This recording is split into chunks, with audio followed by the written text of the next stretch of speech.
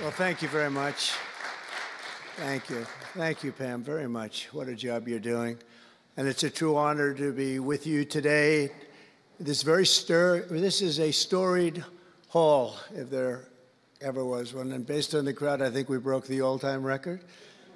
But as we begin a proud new chapter in the chronicles of American justice, this really is something. We're turning the page on 4 long years of corruption, weaponization, and surrender to violent criminals, and we're restoring fair, equal, and impartial justice under the constitutional rule of law.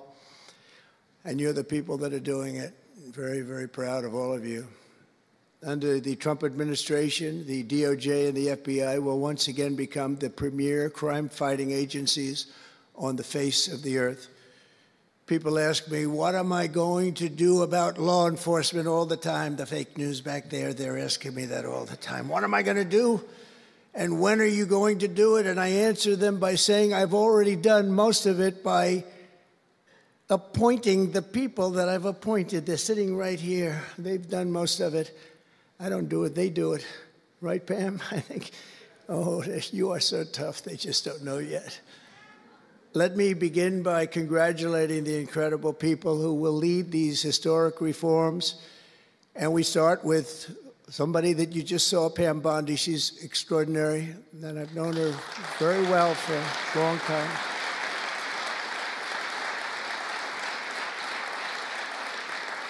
I watched her for a long time in Florida, for years in Florida, and highly experienced. She seems so young, but she's highly experienced, that I can tell you. She was a phenomenal attorney general in Florida, and she's going to do a really amazing job. Also, our new director of the FBI, Kash Patel. Kash, right.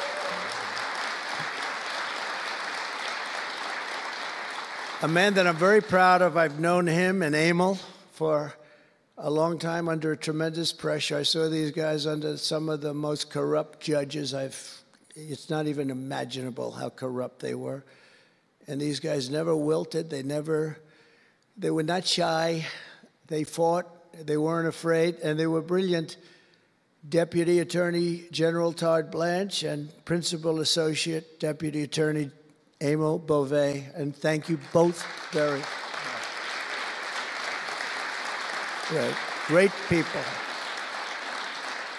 They're great people. The Chief of Staff, who's so highly respected, Chad Mizell. Thank you, Chad. Chad? Yeah. Thank you, Chad. Our next administrator of the DEA, Terry Cole. Terry? Thank you, Terry. Good luck. Going to do great. Senior counsel to the Assistant Attorney General for Civil Rights. Boy, I've been watching him on television last couple of weeks. He is really a tough one, and he's a great one. Leo Terrell, you watch how good he's going to be. He's going to be so good. Thank you, Leo. Great guy.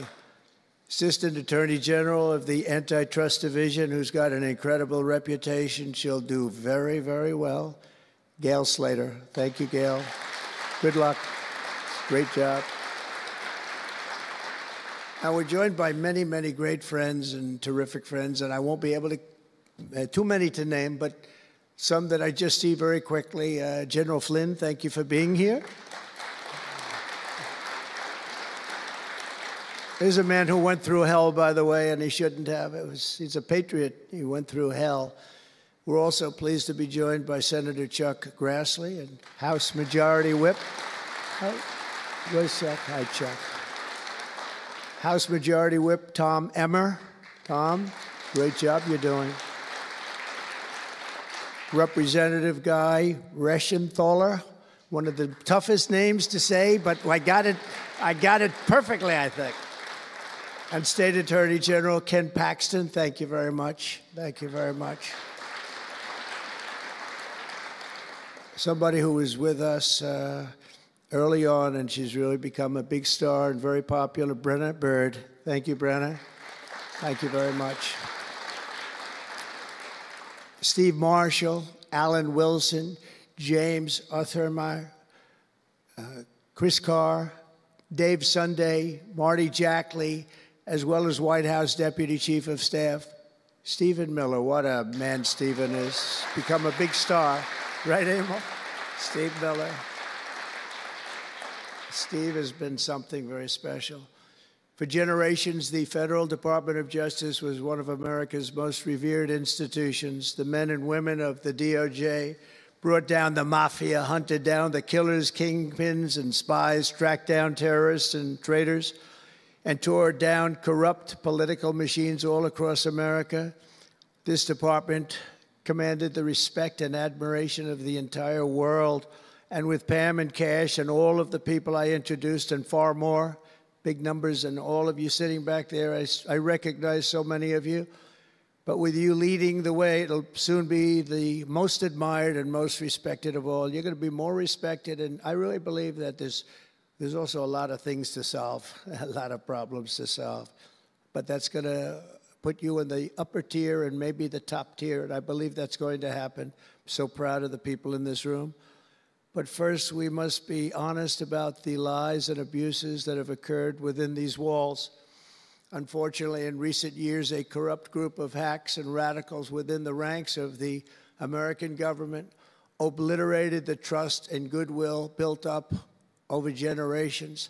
They weaponized the vast powers of our intelligence and law enforcement agencies to try and thwart the will of the American people. You remember the 51 intelligence agents that said, as an example, that Hunter Biden's laptop from hell came from Russia, when they knew it came right from his bedroom. They knew that. It was a big lie, and they knew it so well.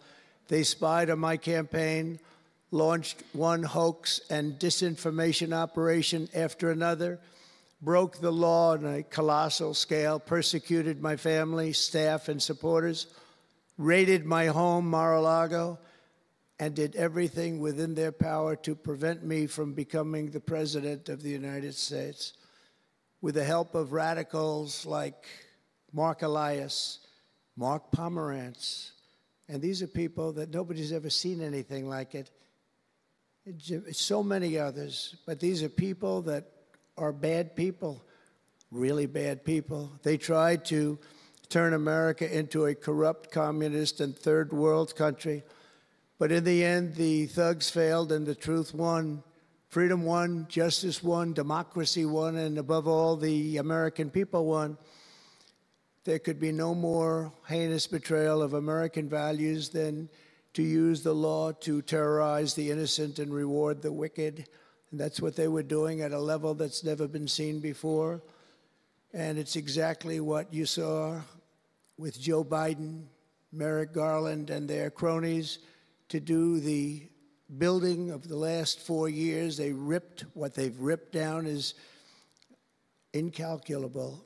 But what you're going to build up is likewise something that will be breaking all sorts of records. They set loose violent criminals while targeting patriotic parents at school board meetings. They dropped charges against Antifa and Hamas supporters while labeling traditional Catholics as domestic terrorists. The Catholics, we did very well with the Catholic vote, so I want to thank them for that. They really did. We did record numbers. I would say, what's with the Catholics? They're really after the Catholics, so I don't know. They were after a lot of people. Maybe they didn't even know why. They imported illegal alien murderers, drug dealers, and child predators from all over the world to come into our country while putting elderly Christians and pro-life activists on trial for singing hymns and for saying prayers. They went to jail for that. Our predecessors turned this Department of Justice into the Department of Injustice. But I stand before you today to declare that those days are over, and they are never going to come back. They're never coming back.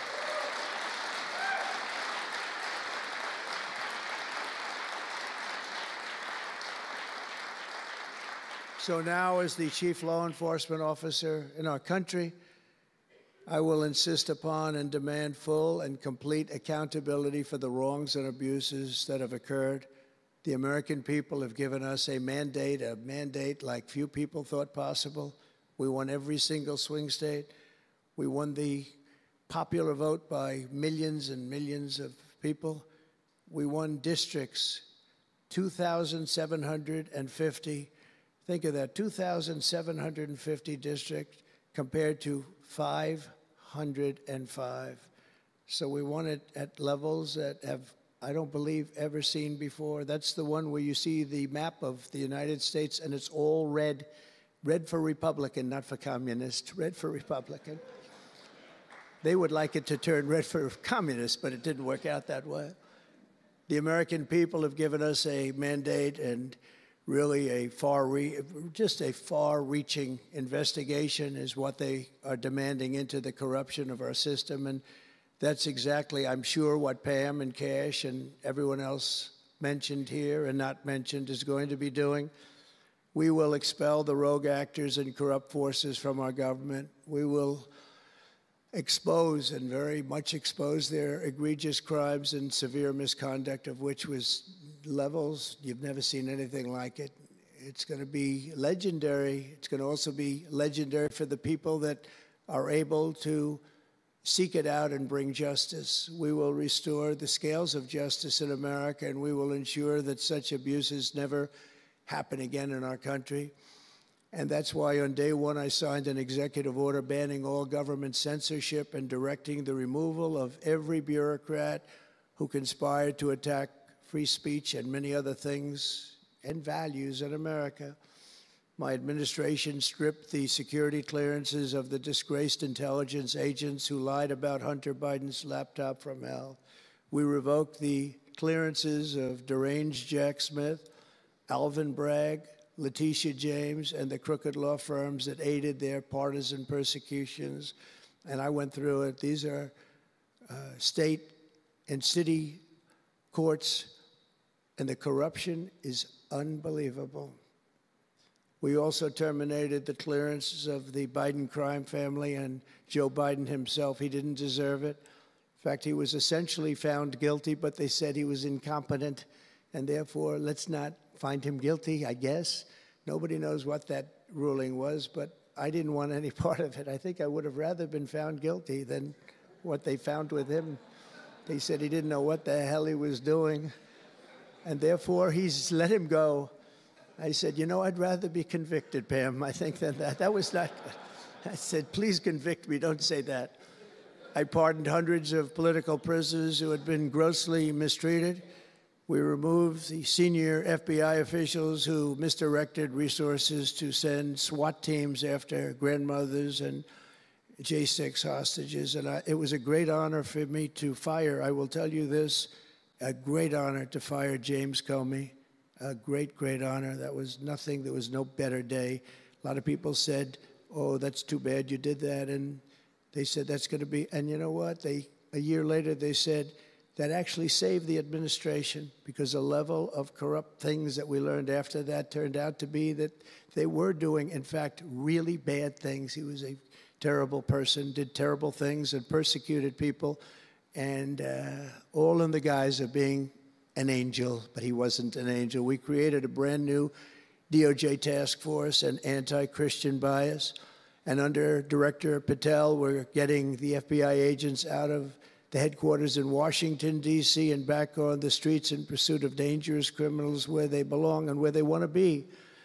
And, you know, you have that big FBI building, and it's a very big building, and they were going to build an FBI headquarters 3 hours away in Maryland, a liberal state, but that has no bearing on what I'm about to say, but we're going to stop it. Not going to let that happen. We're going to build another big FBI building right where it is, which would have been the right place because the FBI and the DOJ have to be near each other. You can't that's one thing I did learn from this persecution. The FBI and the DOJ work together. Now, in my case, they work together for bad purposes, but they do. They were always together. So how can you have one that's 3 hours away? But one thing I said to Kash, well, we're going to get a great building built. It's going to be a magnificent building. He said, sir, we don't need that kind of room. I said, what do you mean? He said, I'm just going to take a old Department of Commerce building that's about 25% the size, and that's what I need. We're going to have the best staff that you've ever seen, and that's what I need. It's in a nice location, but I don't need that big building. Why don't you just sell the site to somebody, and we're going to be very happy. And they want to have far fewer people, but we also want to have them in D.C., and if for no other reason, we like having law enforcement walking the streets of our capital, because when the bad guys are out there and they see there's an FBI agent, that's the ultimate in law enforcement, and they're not going to be acting so bad. We're cleaning up our city. We're cleaning up this great capital, and we're not going to have crime, and we're not going to stand for crime. And we're going to take the graffiti down, and we're already taking the tents down, and we're working with the administration. And if the administration can't do the job, we're going to have to take it back and run it through the federal government. But we hope the administration is going to be able. So far, they've been doing very well. The mayor's been doing a good job. We said there are tents galore right opposite the State Department. They have to come down, and they took them down right away. And so far, so good. But we want to have a capital that can be the talk of the world. When Prime Minister Modi of India, when the President of France, and all of these people, the head of Prime Minister of United Kingdom, they all came to see me over the last week and a half. And when they come in, I had the route run. I didn't want to have them see tents. I didn't want to have them see graffiti. I didn't want to have them see broken barriers and potholes in the roads, and we had it looking beautiful. And we're going to do that for the city, and we're going to have a crime-free capital. When people come here, they're not going to be mugged or shot or raped. They're going to have a crime-free capital again. It's going to be cleaner and better and safer than it ever was, and it's not going to take us too long. There's a new phenomena that is taking place with these violent, vicious lawyers that we have all over. They play the ref. You know what playing the ref is? Like the great Bobby Knight, basketball coach. He'd scream and scream at the ref. He'd scream. I watched it. By the way, I love Bobby Knight because he endorsed me. And having Bobby Knight's endorsement in Indiana was an extremely good thing. A friend of mine said I was running in Indiana at the time. This was early on, 2016. And I was doing great, but a friend came up and said, "You know Bobby Knight?" I said, "No, I don't, but I hear he was a tough cookie." He said, not only tough, he was beyond tough, but he's the most popular guy you can imagine. It turned out he wanted to endorse me. He called me about 2 years before. He said, "Sir, I'd like to endorse you." I said, "Is this really Bobby Knight?" He said, "It's me." I could tell it was Bobby Knight. He had been known for throwing the chair across the court and slapping a player. Can't do things like that, right? And the man that came in fired him. He was a new administrator for the college. That guy didn't last very long. They were like 14-0, and they fired Coach Knight. That was not good, but he had a little chip in his shoulder. But he loved Trump, and he came in, and he said, "I'd love to endorse you." He said, "If you ever run, please call me." So he said, "Do you know Bobby Knight?" I said, "Well, I don't know him, but he called me a couple of years ago." It was an amazing phenomenon. I took his number, and on each side of my desk in New York, I had stacks of paper, like nice and neat, but about 2 feet high each. And I said, I wrote his number down and I put it here 2 years ago. And I said, let me see if I can find it. It was almost like a miracle. I had other miracles that happened too. My ear is still throbbing. That was a miracle. That was a miracle also, wasn't it? That was a miracle also. Thank you. Thank you, Leo. Thank you. Thank you, my man. That was a miracle. Anyway, okay, that's very nice. Thank you. But so he said, Bobby Knight. So I said, I put his name down and I wrote it down. It's in one of these stacks. I lifted up. There would have to be 2,000 to 3,000 pages in each stack. I lifted it up, the first one, had no idea. And there was his name on a little card, Bobby Knight with his number. It was like incredible. I tell that story all the time. And I called him and dialed a number. He said, I've been waiting for you to call. And he went out and he made a speech for me in a packed arena in Indiana, and it was over. It was over. He was a tough guy. He actually went a little far, if you remember. He made a great speech because he was actually a motivational type guy, to put it mildly. But he left the stage, and then I'm talking, and he walks back onto the stage. I said, uh-oh, this is trouble. Why is he coming back? He was a big guy, too. Why is he coming back? He said, may I say a few more words? I said, yeah, go ahead, Bobby, say a few more words, a little different. And he said, and let me tell you something about this guy, Trump.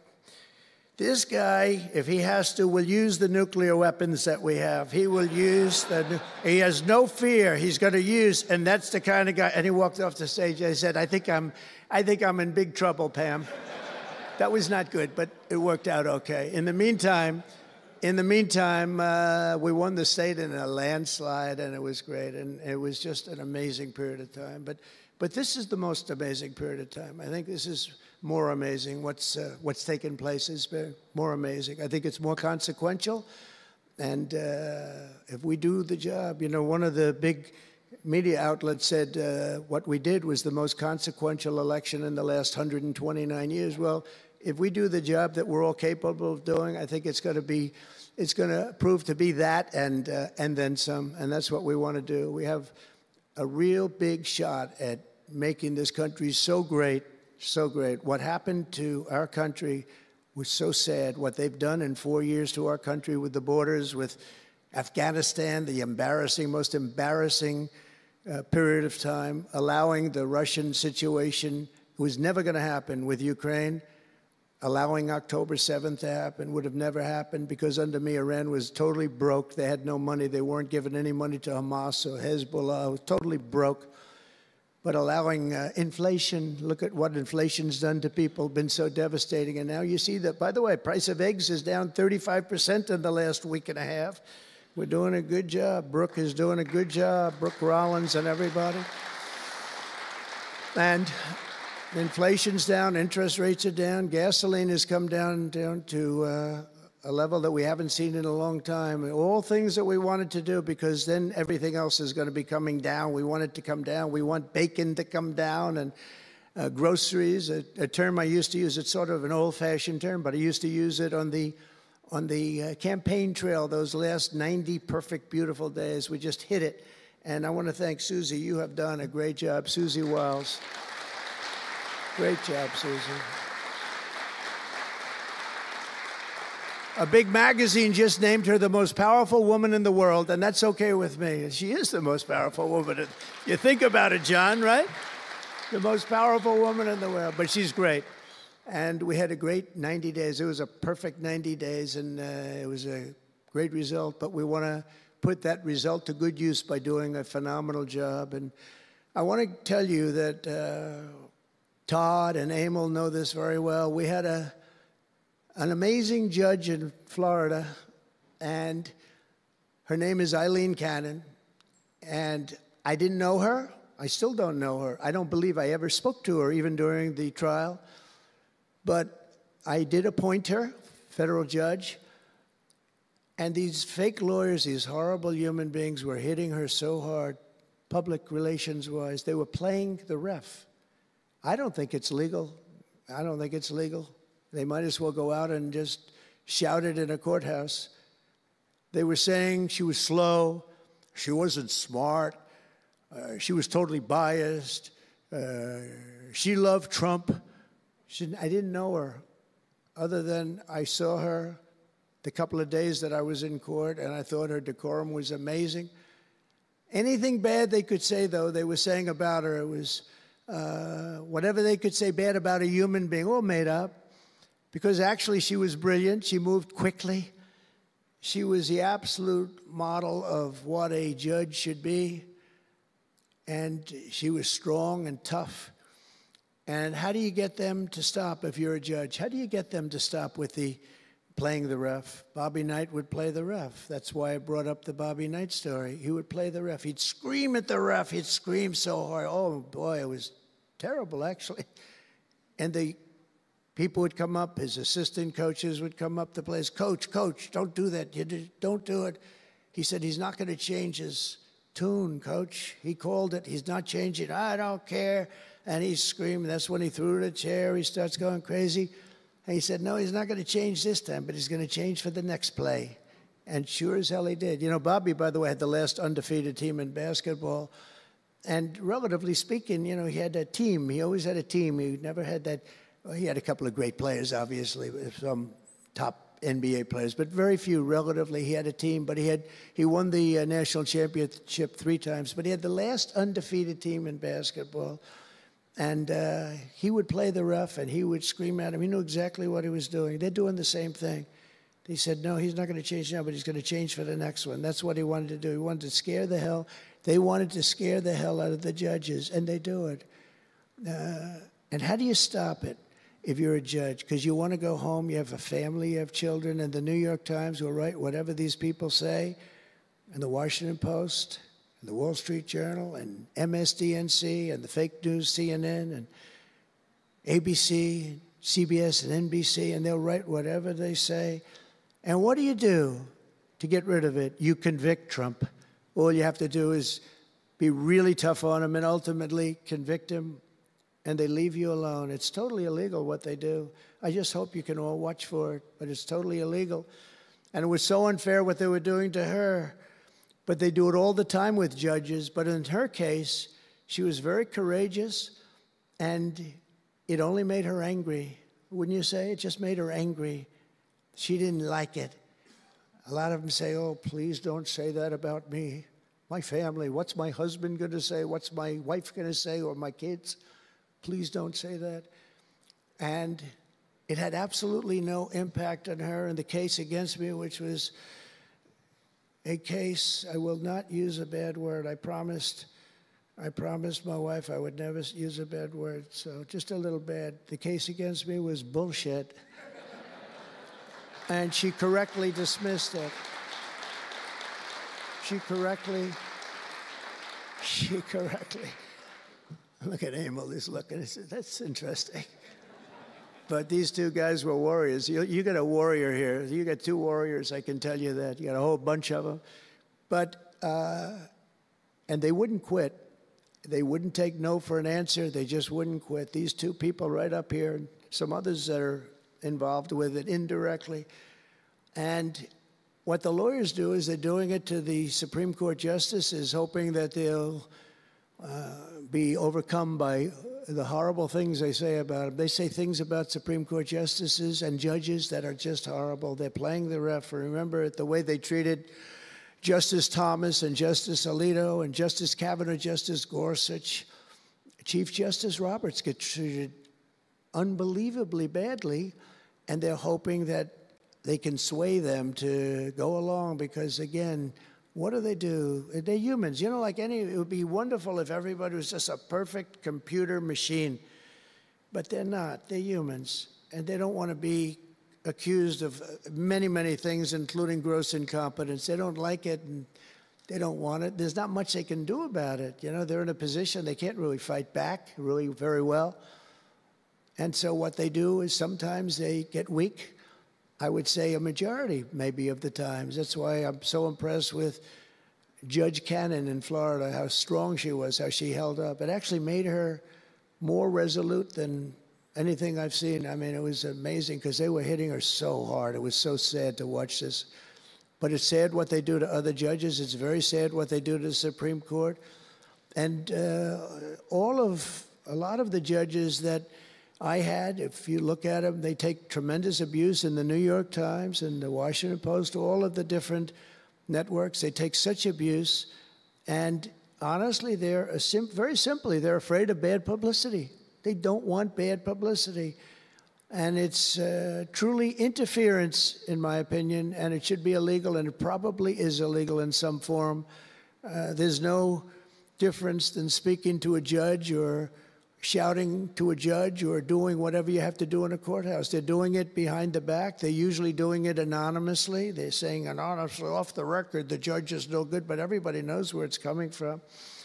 And it's totally coordinated. It's a campaign, and it's by the same scum that you have been dealing with for years, like guys like Andrew Weissman, deranged Jack Smith. There's a guy named Norm Eisen. I don't even know what he looks like. His name is Norm Eisen of Crew. He's been after me for 9 years. Now, Crew is a charitable organization. And the reason I'm saying this, Todd, is I'm only going to get one chance to say this. But these are bad people. I don't know who he is. I don't know what he looks like. But everything I read is Norm Eisen of Crew. And Crew is a charitable organization. And that's a political thing. His sole life is to get Donald Trump. And he's been vicious and violent. and he's trying, and he probably had pretty good success over the years. But with me, how did he do? I think I'm president. Am I here because I'm president? But we had to take all of that abuse. Even during the trials, we had to take tremendous abuse. Like, these wonderful guys, they're not legitimate people. They're horrible people. They're scum. And you have to know that. And you're going to have these cases where you can't allow yourselves to be deflected. You just can't let it happen. You have such a higher calling. And I believe that CNN and MSDNC, who literally write 97.6% bad about me, are political arms of the Democrat Party. And in my opinion, they're really corrupt and they're illegal. What they do is illegal. It makes no difference how big a victory I had. I can have the biggest victory in history. It makes no difference what kind of a failure the other side has. These people are going to go after me. And I said it during the big speech on Tuesday night. I said about Democrats, and I don't like that. I have great respect, by the way, for what Schumer did today. He went out and he said that I'm going to have to vote with the Republicans because it's the right thing to do. I couldn't believe what I heard. But, I think he's going to get some credit for it. I think. Let's see what happens tonight with the big vote as it comes. But these networks and these newspapers are really no different than a highly paid political operative. And it has to stop. It has to be illegal. It's influencing judges, and it's really changing law, and it just cannot be legal. I don't believe it's legal.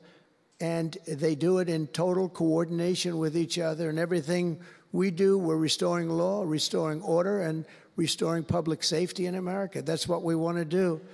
And we're bringing honor and integrity and accountability back to the highest levels of the FBI, DOJ, and throughout our government. We're bringing our country back faster than anyone ever thought possible. We're working so hard at doing it, and we want fairness in the courts. The courts are a big factor. The elections, which were totally rigged, are a big factor. We have to have honest elections. We have to have borders, and we have to have courts and law that's fair. Well, we're not going to have a country. Crooked Joe Biden got us into a real mess with Russia and everything else he did, frankly, but he didn't know about it, and he, generally speaking, signed it with AutoPen. So how would he know? That AutoPen is a big deal. I don't know. They're having who's doing this? So when my people come up, Will and all of the people, Steve, they come up and, sir, this is an executive order. They explain it to me, and 90% of the time I sign it. 99% of the time I say do it, but they come up and I sign it. But you don't use AutoPen. It's number one, it's disrespectful to the office. Number two, maybe it's not even valid because. Who's getting him to sign? He had no idea what the hell he was doing. If he did, all of these bad things wouldn't be happening right now. But we're going to get you back into a great position, and we've already started. They say that we had the most successful first month of presidency. Not a long time, but it's still a lot. It's like if you're a golfer, sinking a 3-foot putt on the first hole gives you confidence to sink something on the second hole. But if you miss that first putt, you don't like to have the putt on the second hole and the third hole. It could be a very bad experience. It's nice to get that first month, and now we have more than a month. Now we have a month and a half, and it's going really, really well. I can tell you as a little secret, although the cameras are blazing back there, so it's not that much. But I think we're doing well, as you have been hearing about Ukraine. I think we're doing now well with Russia. We're speaking with President Putin. We want to get the war over.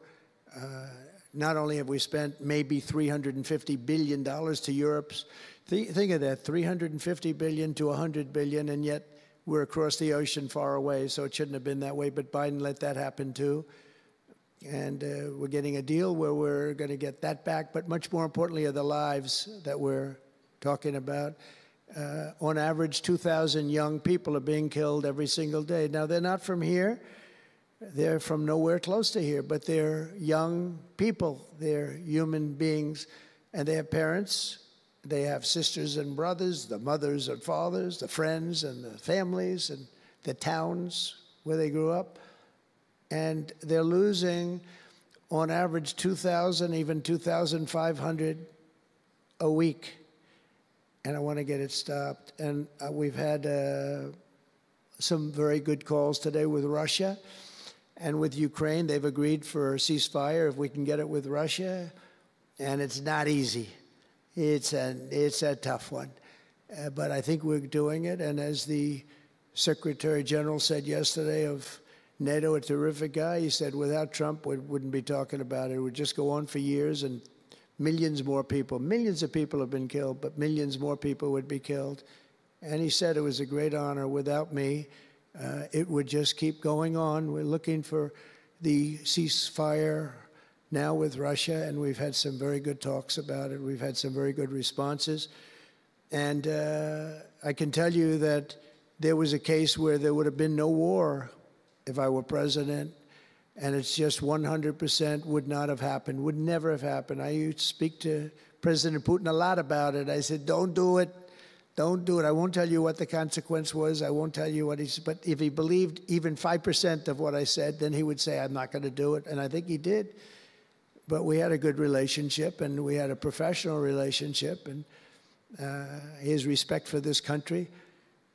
And I think we've had some very good results. So, you know, I haven't been able to say that to anybody else. I haven't wanted to say it until just before I came here. I got some pretty good news. So, but we have to see what happens. It's still a long way to go. The fighting is unbelievable. Russia has a large group of Ukrainian soldiers, as we speak, surrounded and in grave danger.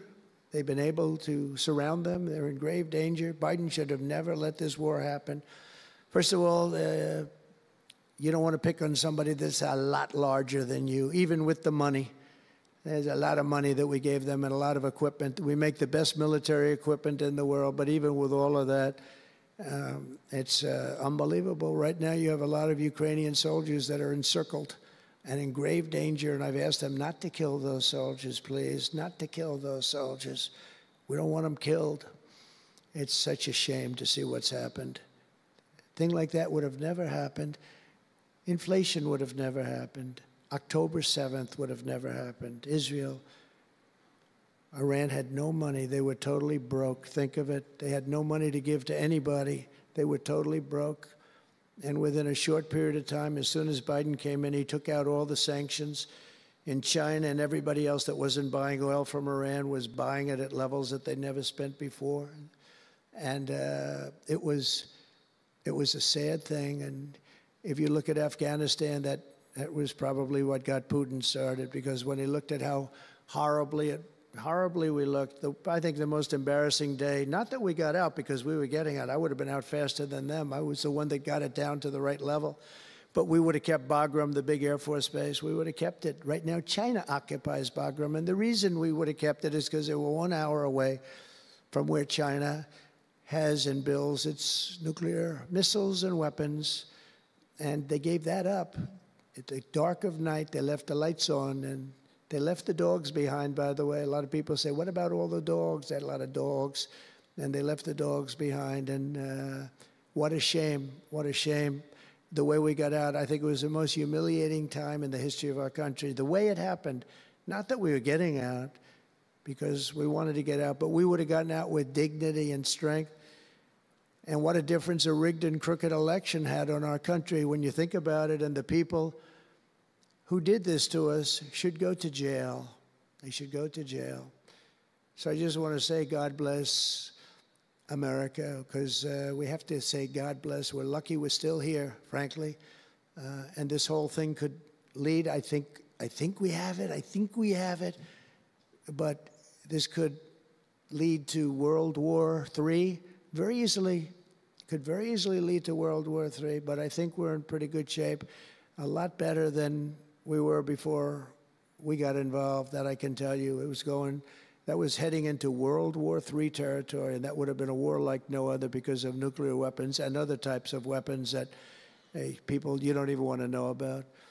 But as many of you do know, well, we're focused on persecuting, and these people were really focused on persecuting Republicans. The last administration presided over the worst increase in violent crime in our country in many, many decades. We had levels of violence and crime, and a lot of it had to do with the illegal immigrants that came in. Remember when I used to complain about it? Because I knew how tough they were, how mean they were. And they said, no, no, people that come into our country are all wonderful people. No, they're not wonderful. These are stone-cold killers. These are killers like, they make our killers look nice by comparison. They make our killers look nice. These are rough, tough people with the tattoos all over their face. Historically speaking, I don't want to discriminate against anybody, but historically speaking, they're not going to be the head of any major bank that we know of. These are rough people. These are rough, rough killer people, and they allowed them in by the millions. In major cities like New York, Chicago, and Washington, mothers can't walk their children to the park without fear of being shot or killed or raped or anything. Women can't ride the subway without worrying that a hoodlum will shove them onto the train tracks. In New York, it's happened twice in the last couple of weeks. They're standing there, a perfect Wall Street gentleman in one case, and another person who was a worker, good worker, an electrician, gets pushed into a train going 45 miles an hour just prior to the train, not stopping, going to go through that. So I know the stations very well. I used to take the subway. I used to feel safe. When I was young, I'd go to my parents would drop me off at the subway. I'd take the subway to my school. Can you believe it? Today, they wouldn't be doing that. And we want to get a country back maybe where you can do that again, Pam. But it's so sad to see what's taking place. Under the Biden regime, average monthly homicides increased by 14%. Property crime rose tremendously. Violent crime went up at least 37% that they know of. Rape soared by 42%. Car theft rose by 48%. And robberies surged to 63 to 100%. They don't even know what the number is. And I have no higher mission as President of the United States than to end this killing and stop this law-breaking and to making America safe again. And that's what you're all about in this room. We want to protect Americans, and we protect everybody that's in our country, American or not American. We want to have a safe and proud country. We're joined today by dozens of police officers, sheriffs and sheriff's deputies from all across the country. My message to these law enforcement heroes is simple. With me in the White House, you once again have a president who will always have your back, will always have your back.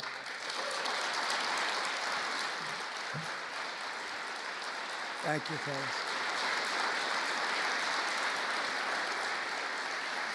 Thank you.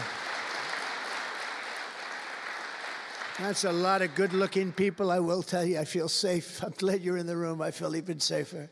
It's a lot of great people. On day one, I signed an executive order directing Attorney General to ensure that anyone who murders a police officer immediately, with as fast a trial as we can have, gets the death penalty.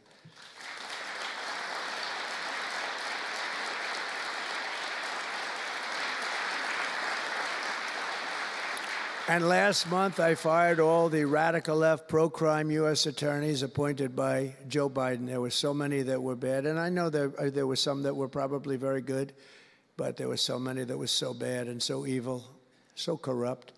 Instead of having Marxist prosecutors who want to put police officers in handcuffs and go after a police officer rather than a criminal, I appointed patriotic, tough-on-crime warriors who will partner with police to put dangerous offenders behind bars, put them in jail.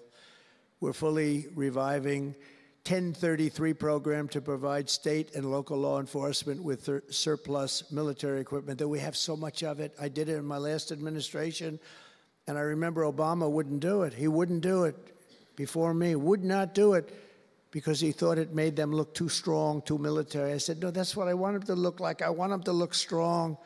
And it was protective, defensive equipment.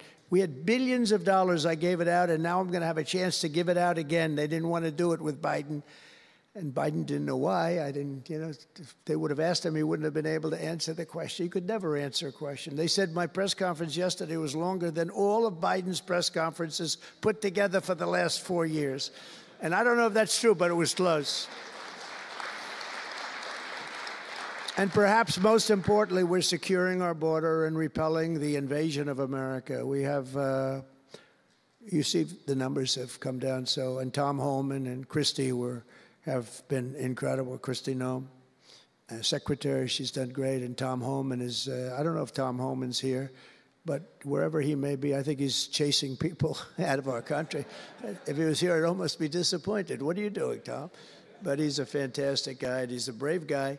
Over the past 4 years, other countries emptied out their prisons and jails, mental institutions, and insane asylums, and sent the killers, drug smugglers, and bloodthirsty inmates from the filthiest dungeons of the world straight into the USA. An open border. We had an open border policy. Anybody could come in, no matter what you were, no matter where you came from, no matter what you looked like, no matter what you were doing, no matter what you did, no matter how many people you murdered, you could come right into our country. We have murderers right now walking the streets. We're joined today by Tammy Nobles, whose 20-year-old daughter, Kayla, was attacked in her home 3 years ago, horrifically assaulted and strangled to death by an illegal alien MS-13 monster set loose into our country under the open border Biden regime. Kayla was one of countless American victims ripped away from their families by the open border policies of that administration. And we're also joined by Kayla's stepfather, Jeremiah, and several other courageous angel families here today. And I'd love you to all just stand up and take a bow, because you are incredible people. Please. Thank you.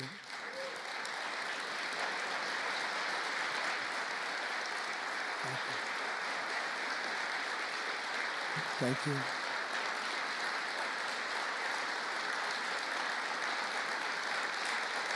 Thank you very much.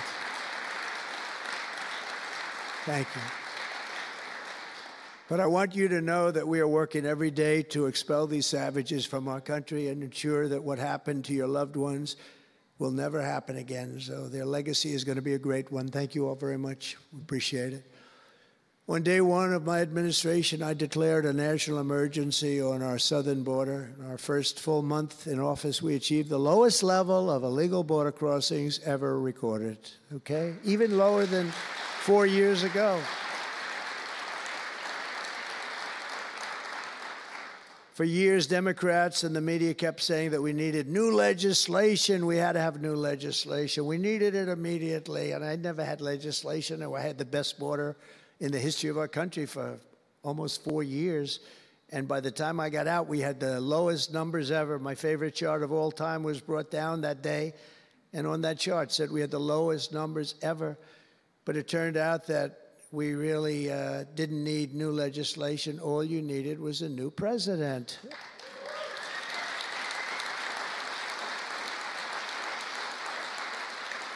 And I said that the other night. That's all you needed was a new president saying, close the borders, because the Border Patrol is unbelievable, ICE is unbelievable, and all of our law enforcement is just incredible. All of you guys are amazing, and the people of our country respect you and they love you, and a lot of times you don't hear that because you have to listen to the fake news back there, but they have great respect for you, so I just want you to know that. And you know, that includes our fire departments too.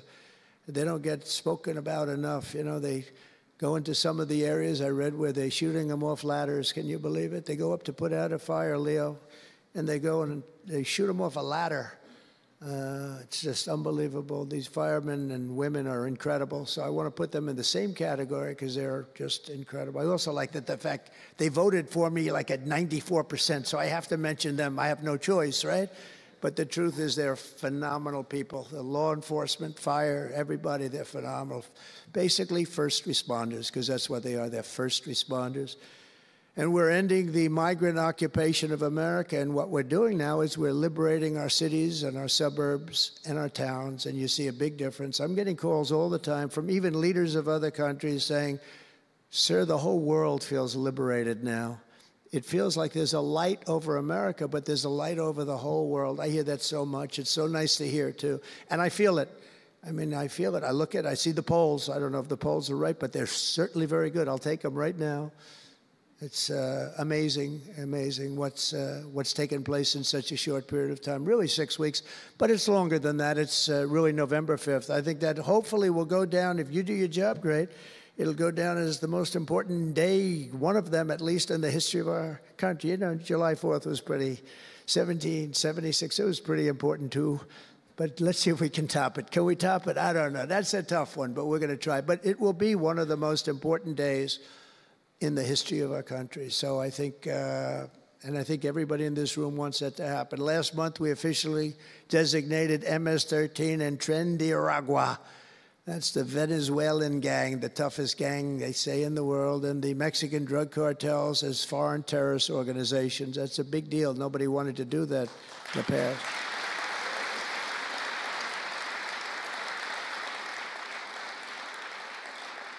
And by the way, we've caught hundreds of them, the Venezuelan gang, which is as bad as it gets. And you'll be reading a lot of stories tomorrow about what we've done with them. And you'll be very impressed, and you'll feel a lot safer, too, because they are a vicious group. They went into Colorado. They took over areas of Colorado. They sort of were like me. They were in the real estate business, but they didn't go out and get financing. They just took over a building and kept it. And they said to the tenants, get the hell out of here. One man called the police, and they cut off his fingers. And they say, you call again, your other fingers, and you call a third time, and you're dead. These are tough people and bad people, and we're getting them out of our country. And some are so bad, we don't want to get them out. We have to put them in jail because we don't want to even take a chance that they can come back. Thanks to our efforts, Mexico recently handed over 29 of the biggest cartel leaders, including the depraved kingpin charged with the 1985 murder of DEA agent Kiki Camarena. And that was a big deal, if you know. They've been looking for this person for years, many years, and we got him. This evil killer will be now prosecuted to the fullest extent of the law. And we know that, well, it's, let's put it this way, I have to be nice. It's a very strong case. We're stopping the criminals pouring across our borders at record levels, and we're also stopping the massive quantities of deadly drugs. In 2023 alone, drug overdoses killed more Americans in 12 months than they did during the entire decade between 1980 and 1990, so 10 times more, but it's much higher than that. More Americans died from fentanyl last year than died in the Korean War, or the Iraq War, the Afghanistan War, all of them combined.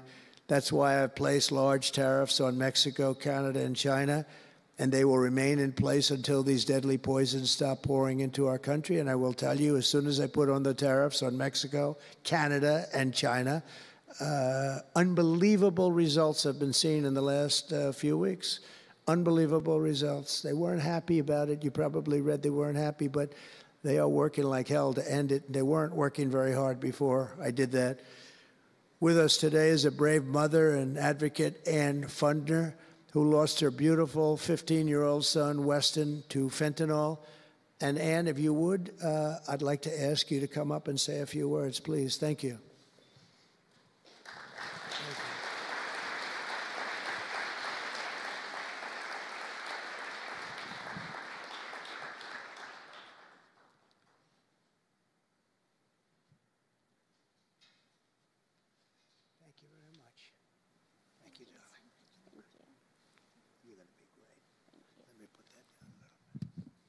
Thank you.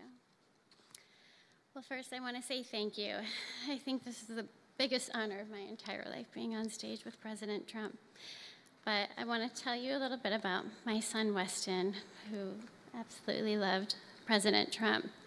He had a beautiful Trump 2020 flag hanging in his bedroom, and he had it on the beach one day, and we took a picture, and it became our 2020 Christmas card with the most perfect slogan for President Trump, peace on earth. But what happened in the next 4 years would be devastational to our country and our safety of our children. And in 2022, Weston lost his life, a freshman in high school at the age of 15, from a single pill that took his life. The cartels were allowed to operate on American soil and took hundreds of thousands of American lives.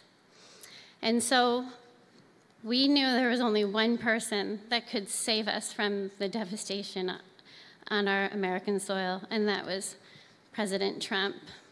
And so in 2024, we did the best thing that we could do to keep America safe again, and we elected President Donald J. Trump. Thank you. Thank you.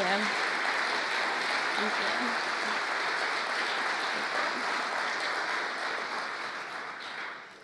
Thank you. And he's done everything that he has promised. We have a 98% decrease in border crossings. And he has labeled the terrorist cartels terrorist organizations. And he has instilled tariffs because there is no price on human life. And so I feel like I can speak for the entire fentanyl fighting community when I say thank you to President Trump, and thank you to Pam Bondi and everyone out here who is fighting this fight. God bless you. God bless you, President Trump. And God bless America. Thanks. He's up watching you. He's up there watching you. And he's so proud of Mom.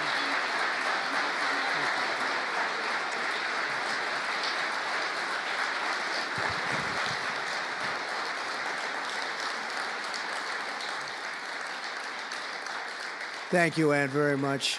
Weston is, I just said to Ann, Weston is up in heaven watching his mom, and he's so proud of you. He's so proud of you. Thank you.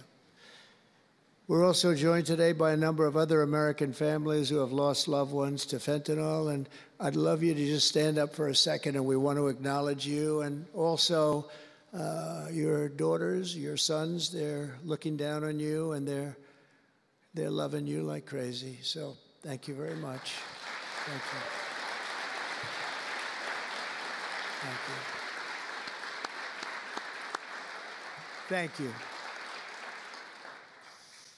This department will not rest until we have ended the fentanyl epidemic in America once and for all. In less than 2 months since I took office, the DEA and FBI have seized nearly 1 million deadly doses of fentanyl, and that's just the beginning. At my direction and working with Pam and everybody else, we've launched an all-out war on fentanyl traffickers, and it's a war that we're going to win. We're going to win this war. I spoke with the president of Mexico, very nice woman, very fine woman, and I said, let me ask you, you're sending a lot of drugs into our country. We're not liking it at all. Can't do that. But I said, is Mexico, does it have much of a drug? She said, no, we're not a consuming nation. I thought it was an interesting term. And I said, why? And which I've heard also, by the way, they're not a consuming nation. They distribute, but they don't consume. But I said, why are you not a consumer? Well, we're very close with family. I said, so we're very close with family, too. I mean, our families are being devastated, and we're just as close. Why else? She said, well, we spend a lot of money on advertising saying how bad drugs are. They're very rough ads. They show the skin falling off and the teeth falling out and going blind and losing hair and everything that these things do. That you look like you just came out of a horrible concentration camp. And she said it was, they're rough ads. And it's not often that I feel I've learned something from a phone call, because I've had a lot of phone calls over my life.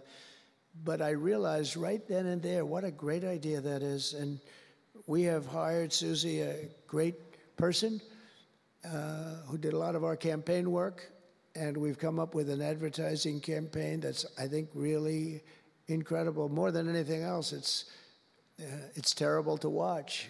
Terrible to watch. It's the only way it's going to work. And I would be, because we got the numbers down, 18% would have a blue ribbon committee headed by the First Lady of the United States, who everyone loves, and some of her friends. And, you know, they work so hard, but it's a tough deal. They're dealing with very smart and very vicious people. You know, some of those businesses, those cartels, are run better than any business in America. They say they're run incredibly, not just here. They all over the world. They're run like a major business, but in many cases better. And I said, we got it 18% down. Well, 18% is incredible. It's like a record. But when you think of it, it's not very much. And the way you get it down, if you want to get it down to close to 100%, is with the death penalty. But I think maybe America is not ready for that.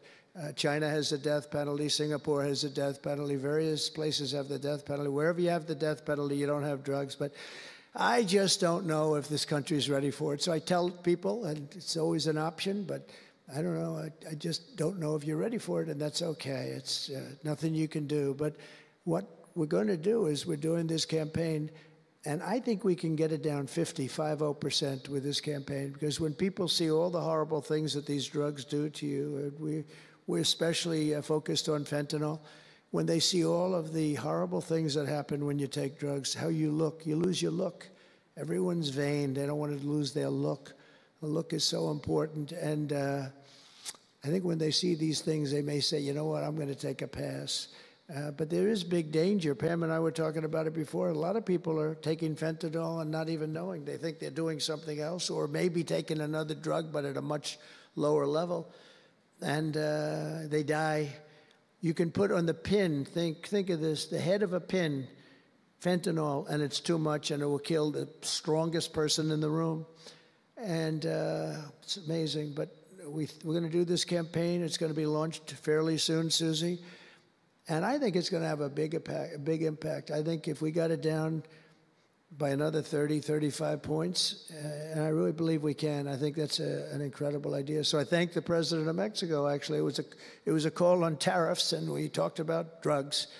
And she gave me an idea that I think will be very successful, and based on what I saw, it's going to be amazing. Under our leadership, this department is once again laser focused on protecting the American people.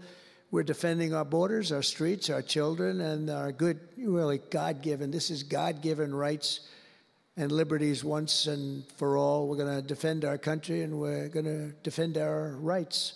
Etched onto the walls of this building are the words English philosopher John Locke said, "Where law ends, tyranny begins." And I see that, and I saw it over the last 4 years when somebody was allowed to attack viciously with this department and the FBI his political opponent. How did that work out? Didn't work out too well, but it wasn't pleasant. It wasn't pleasant. I was attacked by a political opponent, and probably it helped that I was attacked more than anybody in the history of our country. Alphonse Capone, the great Alphonse Capone, legendary, Scarface, was attacked only a tiny fraction of what Trump was attacked. And maybe it worked out well, I don't know. If I had to give it up, I probably wouldn't, but only because I've gone through it. But I wonder what the difference would be. Maybe they helped get me elected by those margins, the big mandate that we received. But you can't go after your political opponent. Nobody's ever seen anything like it, actually. And hopefully they won't see anything like it. But now, with the return of law and order, the entire world is witnessing the triumph of American justice and American freedom. That's why we're here today, gathered with people that have love for our country. In the coming years, we will revive the storied legacy of this department, and it's happening right now. You can feel it. And rekindle the spirit of the great lawmen and legal lions of the past, Americans like Wyatt Earp, Eliot Ness, Frank Hammer, Rudy Giuliani. Rudy Giuliani had to suffer greatly, greatly. He's the greatest mayor in the history of our country. He had to suffer greatly. Ed Meese, Antonin Scalia, Robert Jackson, and Robert F. Kennedy. We will rebuild pride in our institutions. We will restore the prestige of this great department, and we will bring back faith in our justice system for the citizens of every race, religion, color, and creed. And I want to just tell you that this has been a great honor. I was asked to do it, and I said, is it appropriate that I do it? And then I realized it's not only appropriate, I think it's really important. And I may never do it again. I may never have another chance to do it again, because this is something that I'm leaving to the greatest people I know, the best people, the smartest people, the toughest people I know. And they're going to do an incredible job. And it's an honor for me to have won this election so that I can appoint these people to do their job, and they're going to do it like you have never seen. So I just want to wish all of you good luck. It's going to be an interesting journey. Not going to be easy, but you're going to win. You're going to win, win, win, and fight, fight, fight, and it's going to end up being a tremendous result for this country. So thank you all very much. God bless America. God bless you all. Thank you.